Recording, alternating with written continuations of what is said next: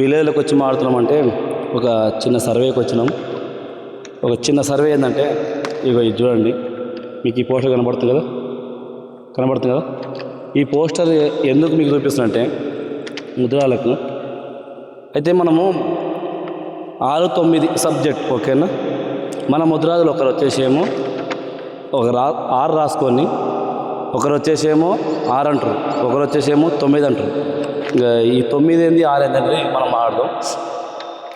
ముద్రాల సమస్యల గురించి మాట్లాడుతున్నటువంటి నాయకులారా, మరి ముఖ్యంగా బండి సతీష్ గురుగారికి నమస్కారం. ఎందుకంటే గురువుని మించినటువంటి శిష్యుడు కావాలి.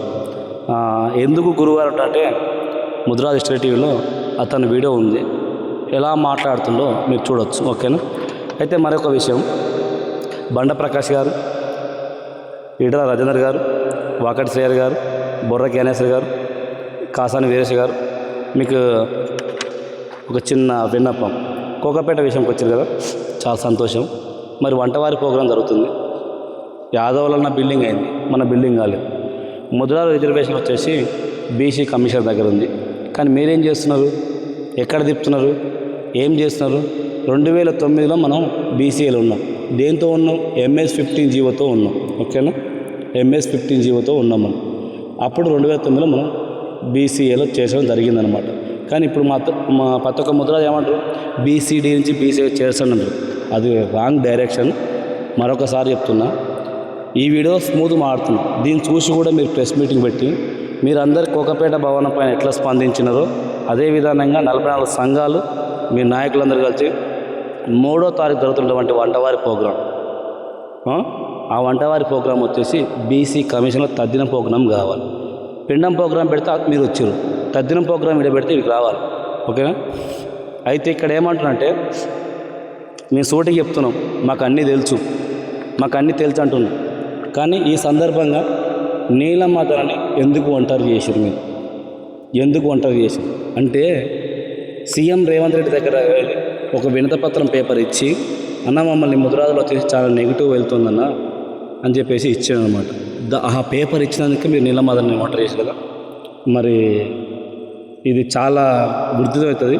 ఎందుకంటే గ్రామాల సర్వేలు చేస్తున్న సందర్భంలో వచ్చేసి చాలా వరకు వచ్చేసి గ్రామాలకు వెళ్ళింది.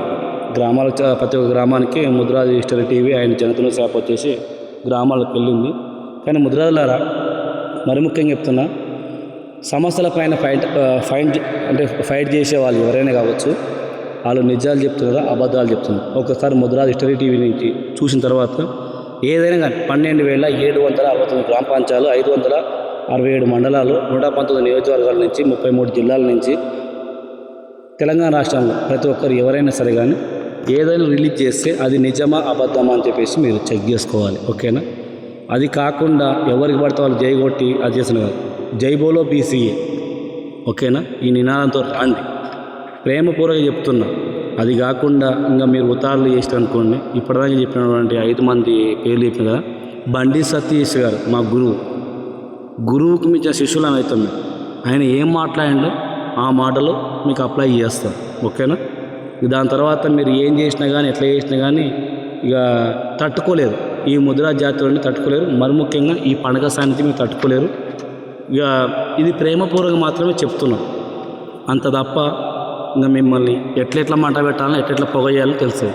మంట మా గురువు పెట్టిండు, పొగ ఎట్లెట్లా రావాలో మీ దగ్గర చేరుతుంది అనమాట ఓకేనా. బండి సతీష్ మా గురువు అంటున్నా. గురువు మీద శిష్యులు మాత్రం అవుతాం అంటున్నా. ఇది రాసి పెట్టుకున్నాం ముచ్చట ఓకేనా.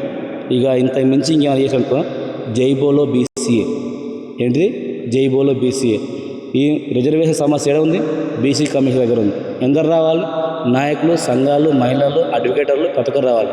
మరొకటి ఏంటంటే, కోకపేట అంశం పైన 12,700 గ్రామ పంచాయతీ నుంచి ప్రతి ఒక్క సభ్యుడు మాత్రం దాంట్లో ట్రస్ట్లో సభ్యుడిగా ఉండాలి ఓకేనా. వ్యవస్థలు చాలా ఉన్నాయి. మరొక వీడియోతోటి మేము ముందుకు వస్తా. తప్పకుండా మాత్రం మంట పెట్టింది బండి సతీష్, ఇక మండుతుంది. ఇంకా ఎక్కువ మంట పెడతాం అంటున్నా. తట్టుకోలేంటున్నా. నూకం జాన్ తట్టుకోవాలంటే మామూలు విషయం కాదు. మీరు ఏం చేసినా కానీ నన్ను తట్టుకోలేరు ఓకేనా.